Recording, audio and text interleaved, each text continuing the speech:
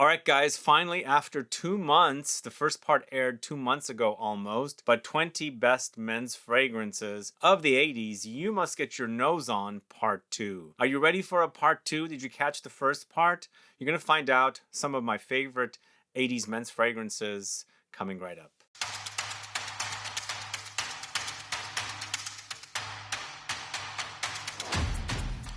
Thanks so much for tuning in. I'm Sebastian. We're talking about men's fragrances from the 80s. Some of the best, whether they're still selling or discontinued, I'm talking about them here. And these are spoken about in chronological order, just like the last video. And if you haven't caught the last video, please go catch it. And I'm going to potentially do a part 3, but it won't be 20. Might be around 10 or 15 fragrances, somewhere around there. So it won't be enough for 20 unless I buy some to use or feature in videos. But as I said, I've got currently selling fragrances in their whatever formulation they have, or discontinued fragrances here. I'm basically highlighting some of the best men's fragrances that ever existed.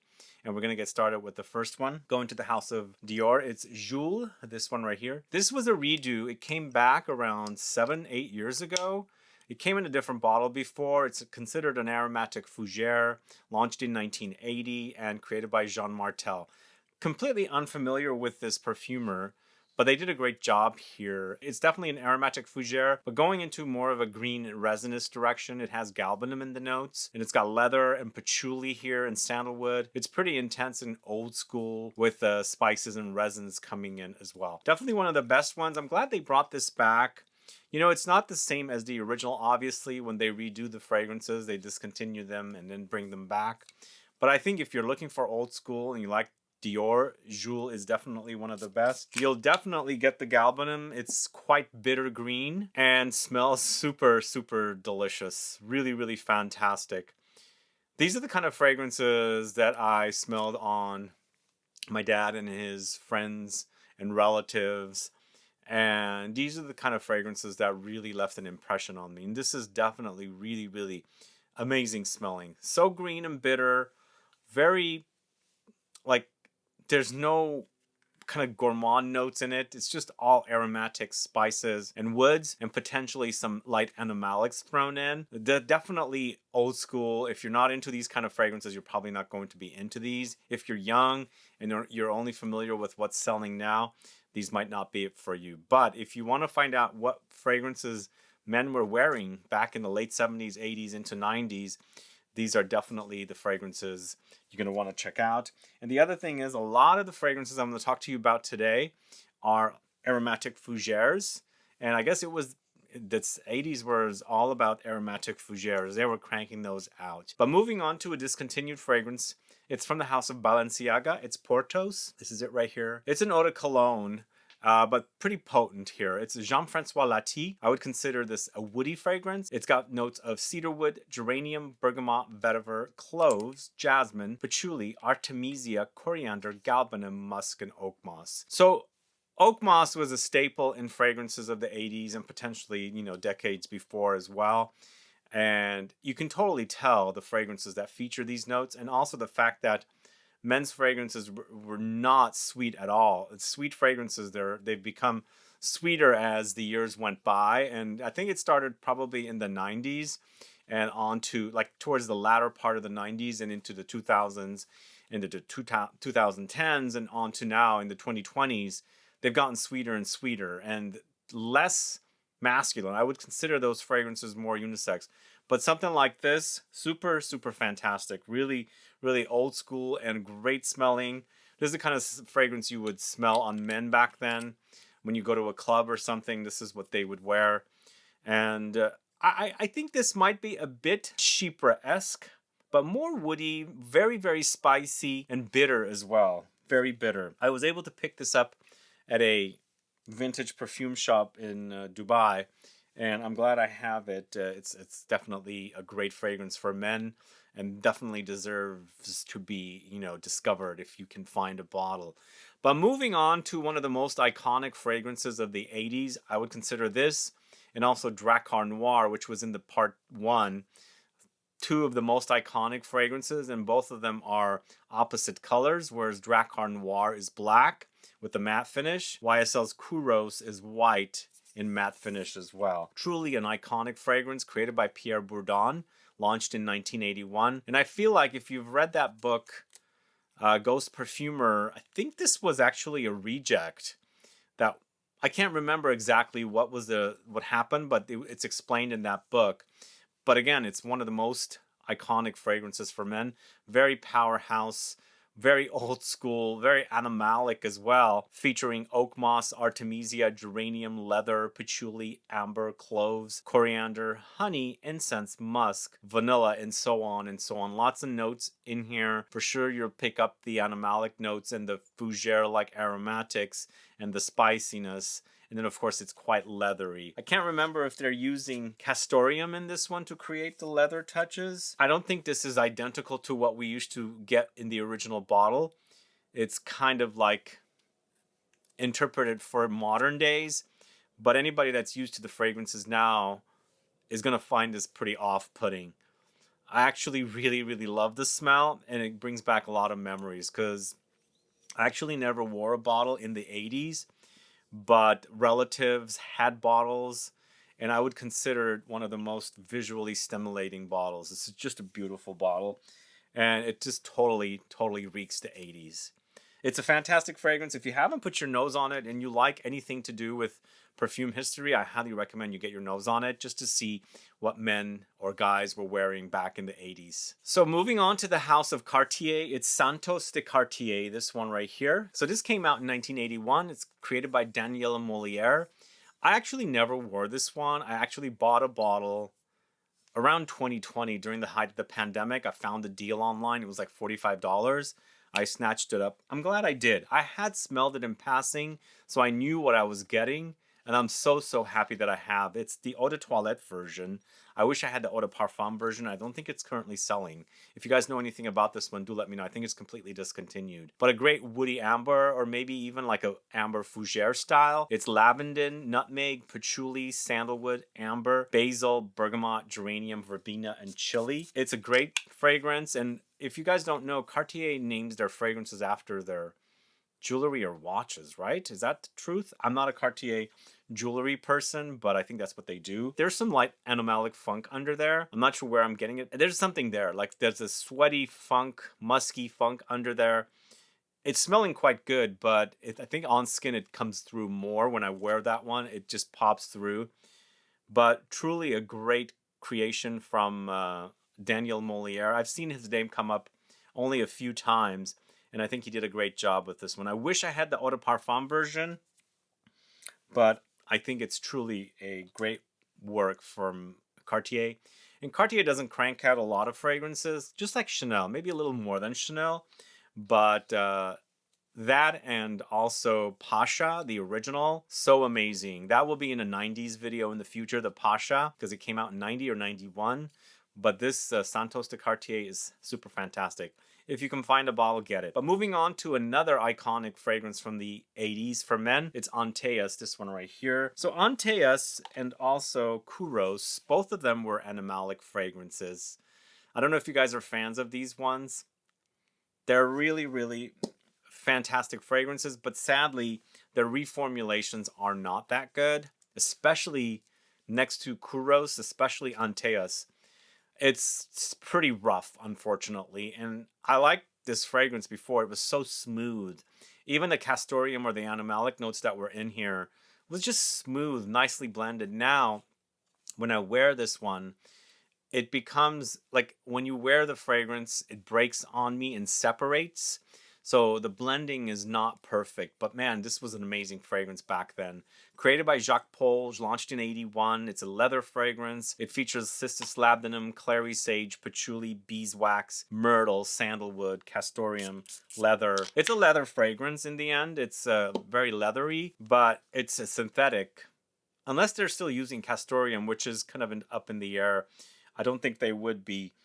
But yeah, it's animalic, but between ANTAEUS and KOUROS, I much prefer the reformulation of KOUROS because this used to be so amazing back then. Right now on me, when I wear it, it's almost like the leather separates and doesn't smell as good as I wanted it to be. But still, definitely a very iconic 80s important fragrance for men. But moving on to the house of PUIG, it's QUORUM, this one right here. So QUORUM is created by 3 different perfumers, Carlos Bonayem, Rosendo Matu, Max Gavari, and once again launched in 1981. It's considered a woody leather, but there are aromatic like Fougere-like touches in here. Also, there's like Chypre style touches in here as well. It's a toss-up. I get both of the styles, but I would call this more of a woody leather. It's leather, tobacco, marjoram, rosemary, oakmoss, Artemisia, thyme, castoreum, nutmeg, patchouli, bergamot, sandalwood. Lots going on here. And it's interesting that 3 perfumers worked on it, Rosendo Matu being one of them, Carlos Bonayem being another.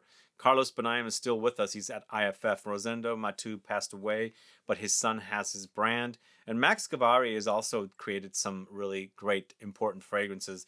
And this is definitely one that both my dad and my mom's brother, my uncle, wore at the same time. And when they wore it at the same time in the same room, the room was just really, really loud and intense. And it brings back memories a lot. Early 80s, like it was more like 81, 82, just around the time when this launched, when they were wearing it. It kind of, little bit, for some strange reason, a little bit reminds me of Halston Z14, but this smells so good. My bottle is also from the late 2000s. Still smelling fantastic. It smells green. It smells leathery. It smells woody. Oh man, it is good. Unlike the Chanel ANTAEUS, which is kind of bad, the QUORUM smells super amazing because it's an older bottle. And I've kept it in pretty good condition. All right, up next, going to the house of ARAMIS. It's Tuscany UOMO. Obviously, some of these bottles have changed from when they first launched. This was in a different bottle. My dad wore this, although I think this was in the same bottle, come to think of it. My dad wore this one in the early 80s, and again, I was stealing sprays from him, although I think it was a splash bottle, if I remember correctly.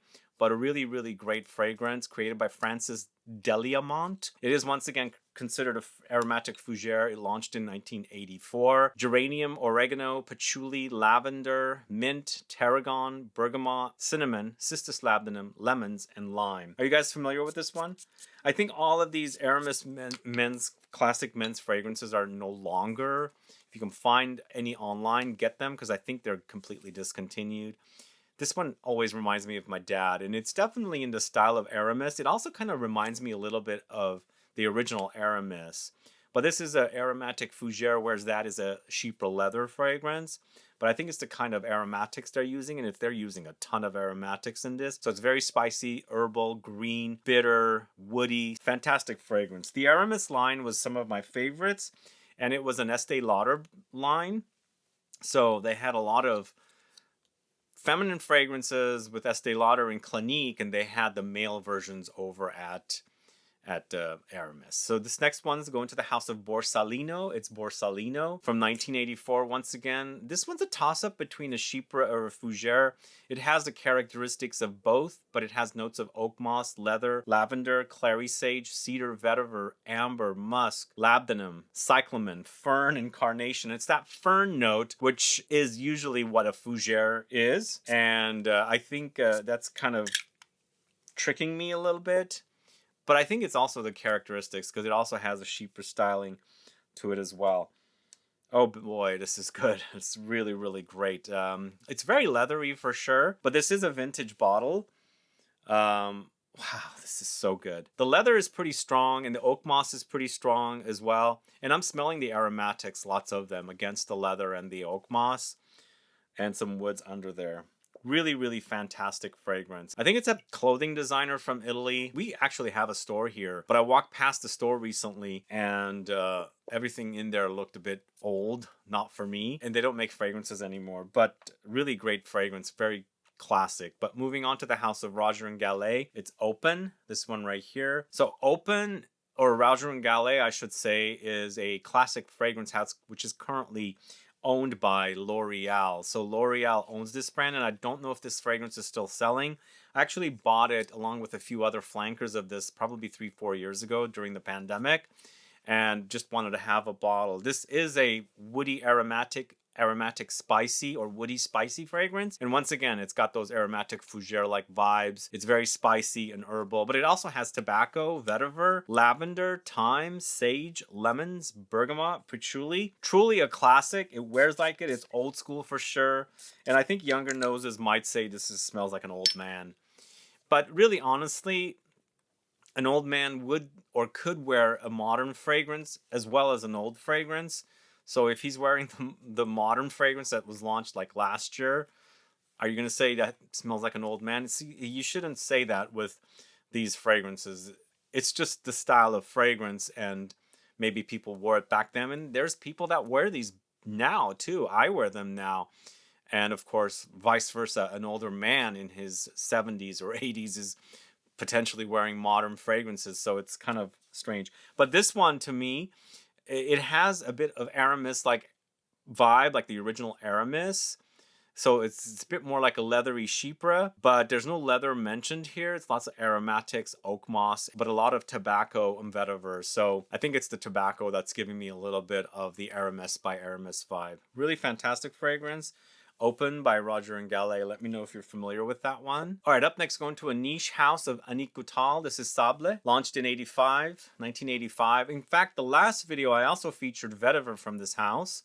This is created by Isabelle Doyen along with Annick Goutal. And it's the current version I have here, although I think they've redone the bottle once again.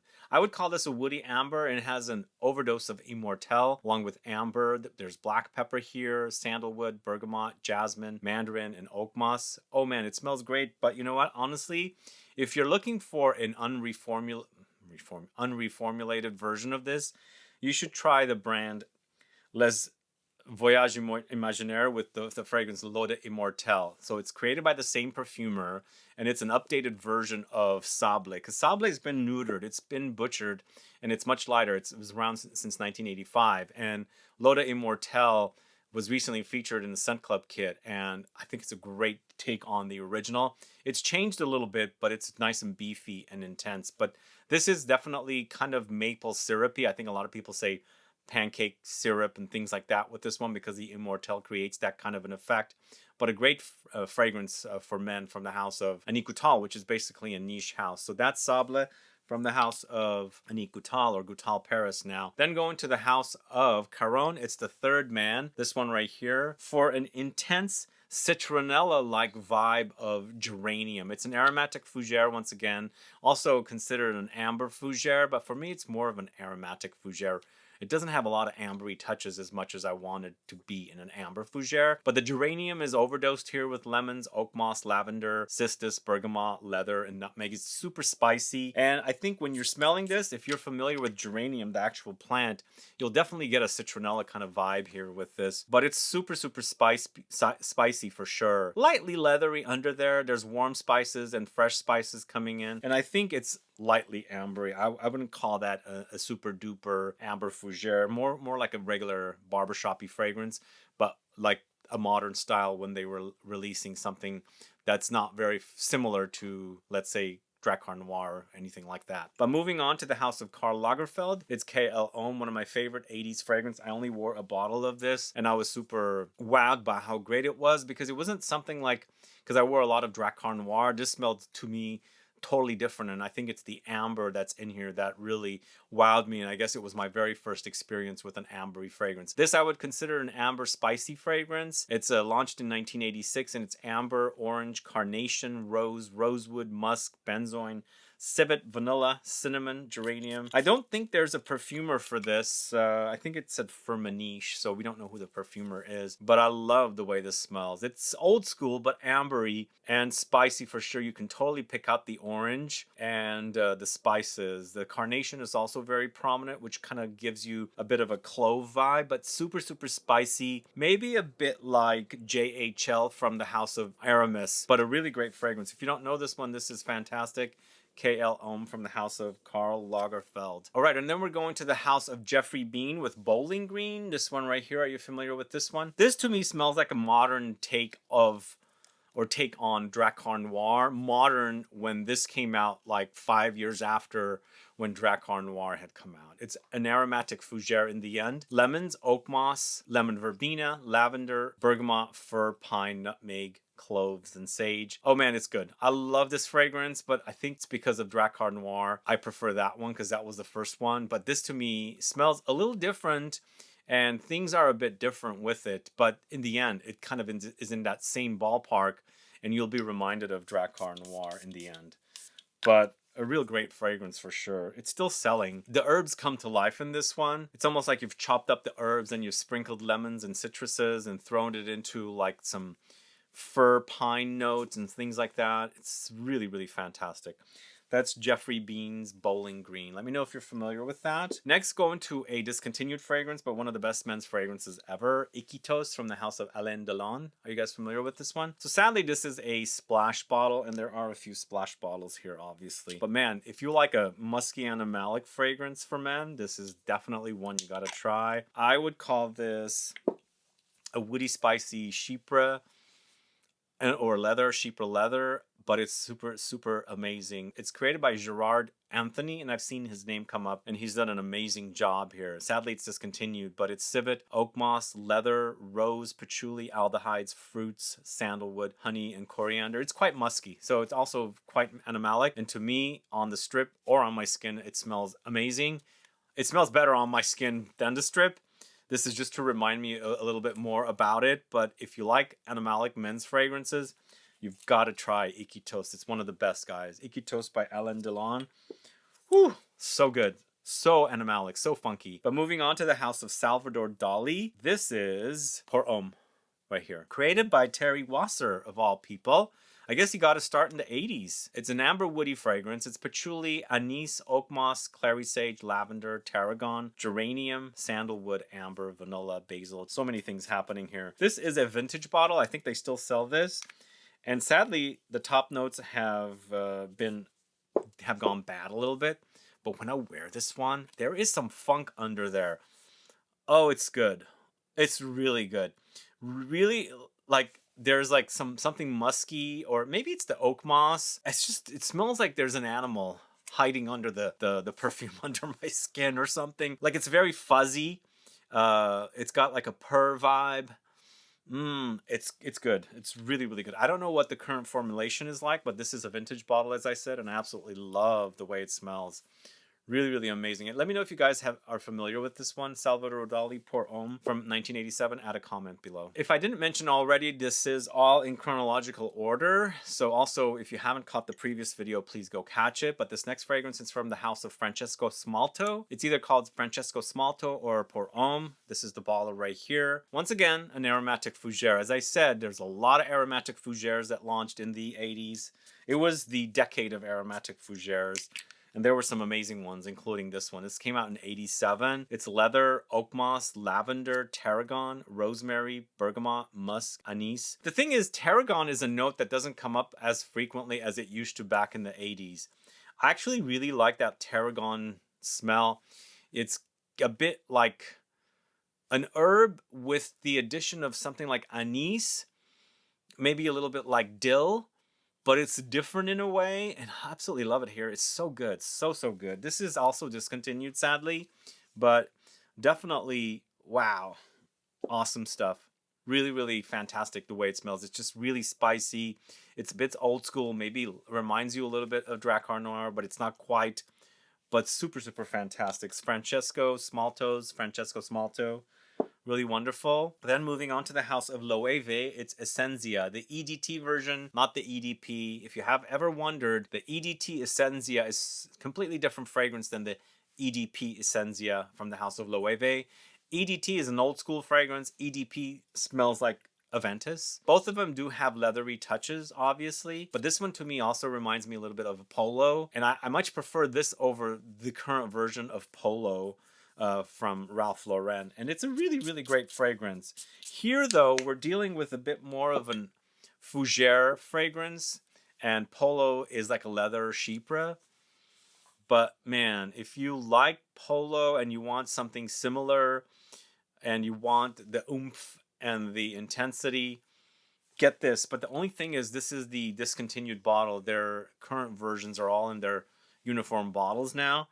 Here, I bought this probably latter part of the 2010s, and it's really super fantastic smelling. Really old school barbershop-y, but Fougere style in green and earthy. That's Loewe Essentia EDT. Just keep in mind, EDP is different than the EDT. All right. This is actually so different than a lot of the fragrances I spoke to you about, but it's an aromatic Fougere once again, but more of a watery take on it. This is one of the first aquatic fragrances, Davidoff's Cool Water. So created by Pierre Bourdon, who created Cool Water in '88 and created KOUROS in '81.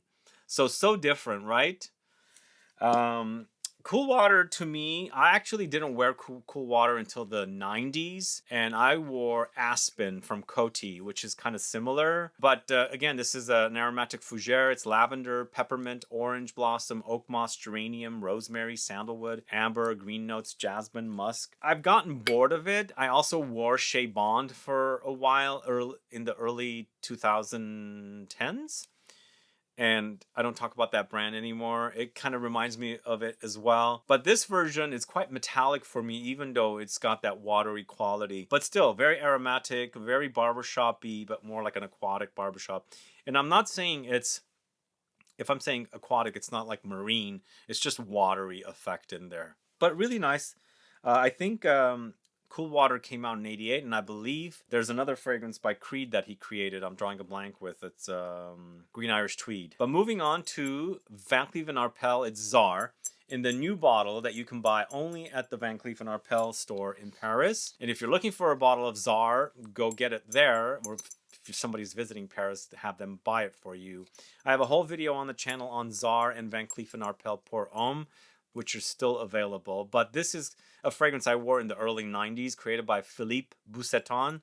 Once again, it's an aromatic Fougere with rosemary, caraway, sandalwood, vetiver, jasmine, lavender, bergamot, cinnamon, oak moss, patchouli. This was a fragrance gifted to me by my mom's sister's husband, uncle. And it has a lot of special meaning for me because I love that bottle. And unfortunately, he's not with us, so I remember him with this fragrance. But it's an old school Fougere, but a bit more modern than, you know, the Drakkar and the things like that. And Van Cleef & Arpels does really, really great fragrances, and I'm glad they still have this. I don't think it's as intense as the original Czar, but if you're looking for a bottle of Czar and you can't get the original, this is definitely out there. But as I said, it's available in the Paris boutique, and it comes in the Collection Extraordinaire bottles, but they're not as expensive as the Collection Extraordinaire fragrances. But a really wonderful, spicy, aromatic. It has fresh spices and warm spices as well, not just fresh spices, because it does have a very fresh edge about it, but it does warm up on skin. Last but not least, it's Krizia's Moods. Moods by Krizia, UOMO. You guys familiar with this one? I can't find a perfumer on this one, but this is considered an amber woody fragrance, but also very leathery and earthy. It launched in 1989. Features leather, patchouli, cardamom, carnation, oak moss, ginger, lavender, amber, rose, coriander, cedar, vanilla, tonka, musk, aldehydes, and geranium. Lots of stuff going on in here. It's another splash bottle, sadly. I'll let you know a little bit about this. This is the last fragrance I'm speaking about. Lots of leather. This one to me also gives me a bit of Aramis by Aramis vibes. It's that kind of like a cross between a Chypre, Fougere, but this is considered an amber woody fragrance. But for me, I'm getting those kind of vibes, the Chypre vibes and the Fougere vibes. Quite spicy and aromatic, herbal, but also woody and leathery. Really great fragrance. It's an Italian brand. I don't know if they're still making fragrances. I don't think so. And I found this online recently. I'm glad I did. Great to have as a collector. That's Krizia's Moods UOMO. And that's the last fragrance for you guys. So let me know your thoughts on these fragrances. What are your thoughts? Do you own any of these? Have you worn any of these? Or after watching this video, do you want to check out some of these? Add a comment below. And as I said, if you haven't caught the first video, please go catch it. And as I said also, I've got about 15 more fragrances that I might put together a part 3. But if there's anything missing between this video and the last video, let me know what it is so I can try and pick up and make that third list into a 20. Then I might go backwards into the 70s or go forward into the 90s for another series. But either way, guys, thanks so much for watching today's video. If you have any questions or comments, please list below. Please like this video, please share it, follow me on Instagram and Facebook, and I'll be back with more videos very soon. Have a good one. Goodbye.